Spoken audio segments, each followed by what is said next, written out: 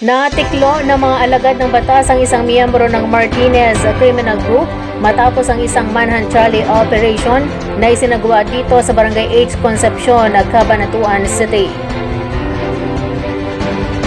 Kinilala lamang ng pulisya ang suspek na isang 31 anyos na lalaking residente ng Barangay Pagas sa Cabanatuan City.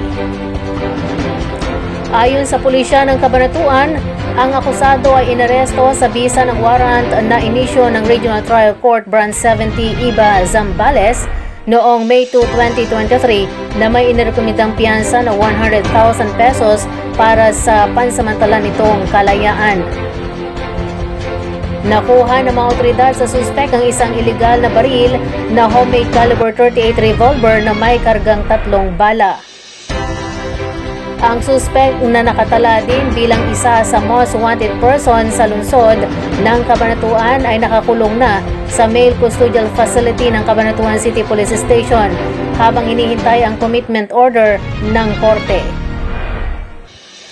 Pinasalamatan naman ni PNP Provincial Director Ferdinand Hermino ang kanyang mga tauhan sa kanilang maagap na pag-aresto sa suspect at sinasabing ang pagkahuli sa miyembro ng Martinez Criminal Group ay nagpapatibay sa kanilang pangako na kampanya upang arestuhin ang lahat ng mga wanted na individual sa lalawigan.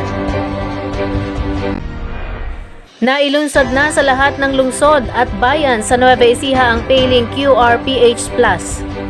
Ito ay programang hatid ng Bangko Sentral ng Pilipinas at ng Department of the Interior and Local Government na isinulong naman ng Department of Trade and Industry o DTI kasabay ng programa nitong Public Market Digitalization na naipatupad na rin sa buong lalawigan. Ayon kay DTI Provincial Director Richard Simangan, maraming benepisyo ang programang Payling QRPH Plus para sa mga consumer, partikular na sa pagpapabilis at pagpapadali ng transaksyon sa mga pamilihan at transportasyon. Aniya sa pag-scan ng QR code gamit ang digital payment platform tulad ng GCash o Maya ay makakapagbayad na ang mga consumer. Dagdag pa niya, may iwasan din ang pandaraya o pagkakamali sa pagsusukli dahil eksakto na ang maibabayad sa pamamagitan nito. Bukod sa mga pampublikong pamilihan at transportasyon, ginagamit na rin ang digital payments sa mga trade fair ng DTI kung saan tampok ang mga produkto ng micro, small and medium enterprises. Kaya naman patuloy na hinihikayat ng ahensya ang mga consumer na subukan ang paggamit ng digital payments.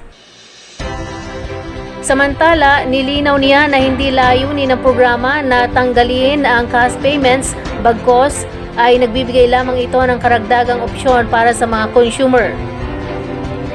Sinimula ng paglulunsad ng Payling QRPH Plus sa Nueva Ecija noong April 2023. Mula April hanggang Disyembre ng nakaraang taon, 16 na lokal na pamahalaan ang nakapaglunsad ng programa.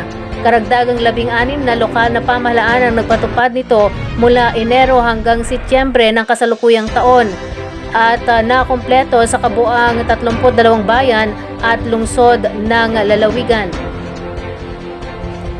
Kinilala naman ng DTI ang malaking papel at suporta ng mga lokal na pamahalaan sa tagumpay ng programa.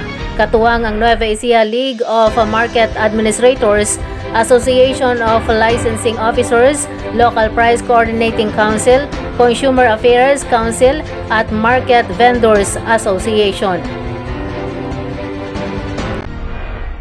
Dumalo ang Department of Science and Technology, Provincial Science and Technology Office o DOST-PSTO, Nueva Ecija sa Chef-to-Chef event upang makisali sa mga lokal na micro, small at medium enterprise noong October 9 na binigyang diin ang kahalagahan ng mga kasanayan sa pagbabago sa culinary landscape ng Nueva Ecija.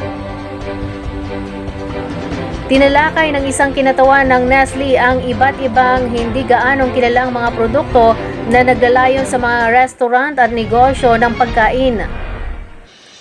Sa nasabing aktibidad, ang isang chef ay nagpapakita ng mga diskarte sa pagluluto gamit ang mga lokal na pinagkukunang sangkap kasama ng mga produkto ng Nestle.